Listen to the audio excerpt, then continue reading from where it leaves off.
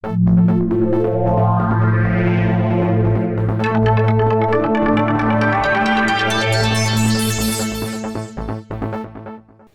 name is Ed Stevens. I'm the co-founder of Life Recovery Solution.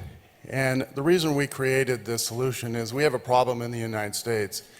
And that problem is addiction. And people are dying. And for me, it was personal. My brother died at age 37 from drugs and alcohol. My nephew, he was only 39. We had a friend of ours who died from drugs, alcohol, and depression. And if you would have met her, you would have never known she was struggling with anything because she always had a smile on her face. And unfortunately, not all of us are immune to this problem. 1 out of 3 of you in this audience are impacted by addiction. And the problem is getting worse. See, there's 30 million addicts in the United States today, and the problem's getting bigger. And unfortunately, 27% of our teens are struggling with addiction today. And the economic cost is huge. It's $600 billion. It's what it costs all of us. Federal spending is down. And unfortunately, 89% of those who need treatment never get it. That's because it's expensive. The average cost, it goes from $4,000 a month to $88,000 a month. And the only thing all of these centers have in common is their failure rate. 80% of those who go through treatment fail within the first year. And that's who our customers are. Our customers are those addiction centers. And we provide a tool that they can put in the hands of the addicts, those who they meet face to face, who they're trying to save their lives. And the average cost per user is only $15. And what we do with our tools is we actually reduce the recidivism rate, we reduce the cost of treatment, and we increase the effectiveness of those rehab facilities' treatment. And how do we do this? We use a virtual assistant which sits on their phone, and that virtual assistant monitors their moods all day long, and it changes their behaviors. And the most important thing Zoe does is disrupt those triggers. You see, if we can disrupt those triggers for 30 to 90 seconds, the brain moves on. And we'll show you a quick video of what our tool does so you can understand the importance of what we're doing. Hi Dave. How are you feeling today? So we're going to start out by asking, how are you feeling today? And, because I'm here at this conference and it's been a pretty good time so far, we'll say, I feel pretty good today. Okay, how can I help you today? So, she can tell me some information, we can ask her some things about her, because she does have a little bit of a personality, and I can say something like, what do you like to do for fun? In my spare time, I enjoy hiking and crafting. One day I'd like to see the top of Mount Kilimanjaro.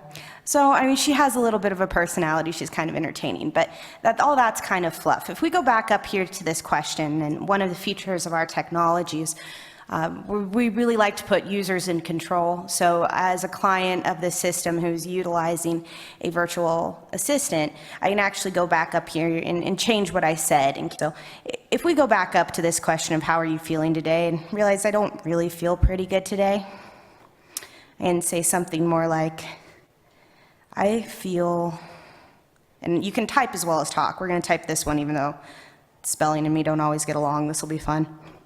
I feel bad. Okay. I'm sorry to hear that. Looking at this week's mood rating, you haven't been feeling well. Can we talk a little more about that? So we're actually asking Dave here to tell us a little bit whether it's okay to talk a little bit more about how Dave's been feeling. He gave us a little bit of information, but we want more. So I'm going to say, okay. I'm concerned about you, Dave. What are you struggling with? So today, I think Dave's having a hard time about exhaustion. So I'm actually going to click. You see where it says exhaustion there? Can actually. Let's talk about why you're feeling exhausted. So as you can see, that's some pretty impressive technology. And using a virtual health assistant, we actually put the control right in the hand of the addict, the one who needs it the most. And in order to accomplish our goal of saving lives in families, we're seeking $1 million. And we believe that the key to our success is reducing recidivism rate, increasing access, and decreasing the cost of treatment. We're going to become an acquisition target for some of the largest facilities, such as Hazleton, who recently just bought Betty Ford Clinic, and insurance companies like Aetna and Kaiser Permanente. And we've put together a very impressive group of advisors, and these are the ones who keep us on track and make sure we're following our core mission, and that's saving lives. And the great thing about what we're doing, it has a tremendous social impact, but it has a great revenue stream as well. Thank you. Thank you, Life Solution. And now it's time for questions. Dear judges, any questions? Boy, it must have been too easy. Yeah, virtual assistants are really hard to get right. Are you doing anything special on the virtual assistant side? We are actually writing the scripts based on what my experience and doctors' experience are with addiction. So we actually write the scripts in the back end and make sure that they follow a script and not deviate from that script, because it's very important that you don't guide someone who's struggling with addiction the wrong way. And then behind the scenes, sometimes virtual assistants don't work that well. I mean, even Siri with Apple doesn't work that well, right? Right. How do you have somebody manually get involved if necessary? Well, that's the cool part, because we built into the system that if you come to the end of the decision tree or we don't have the solution, we have people built into the system, so each person, each addict, inputs their own profile with their people, which we call their life circle, and they say, Ed, I think that you need some additional help. Who would you like me to call? Or if you want me to call your doctor, the phone number actually pops right up on their phone, and we take immediate action. How many people do you have using it right now? Do you have testers, and do you have any efficacy results or any sense for what the impact has been? Yeah, we've actually been in beta for a while. We have 27 people with it in their hands right now. We'll be going live in September. But we have people, addicts, who are struggling with addiction right now using it.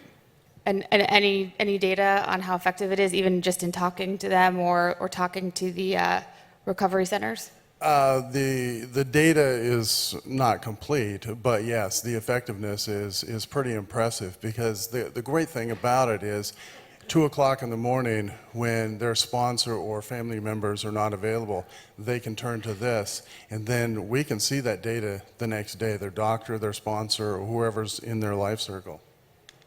A couple of different questions. First, I'll ask them both first, but do you have any endorsements, sponsorships, partnerships with any of the major psychological associations or therapeutic societies? And second is, you've got a $10 million valuation you're asking for, and what's the support for that valuation? Why should we as investors be excited by that kind of valuation? Sure. First question, no, we don't have any endorsements, but we do have a doctor of psychology from the University of Idaho and a doctor of psychiatry from Kootenai Mental Health that's been participating in writing this, and also Dr. Bickmore, who is from the University of Pennsylvania. Second question, just escaped my... Valuation. You're giving up evaluation. 10% of the company Sure. for $1 million. That's an implied $10 million valuation. Exactly. Our evaluation is based on our revenue stream, and just in the revenue stream of addiction alone, our revenue will be $20 million by year 5, and that does not take into account parole and probation, which is probably a larger level. What's your revenue forecast for the coming 12 months? 1.2 million.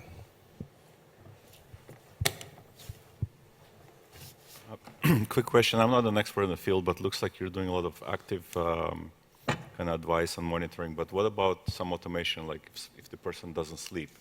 Wouldn't you like to integrate that as well, or is there any other automated passive technologies that can be monitored today with all these, Fitbits and other things that you put on your wrist? Yeah, there's a lot of studies that sleep addicts don't sleep well, and that impacts their brain development. And what we're doing is neuroplasticity. So sleep rewiring that brain is very important. And yes, at some point we would love to integrate something like even HealBee, which is here. They actually do that. So yes, we are looking at that. No more questions. Thank you. Thank you.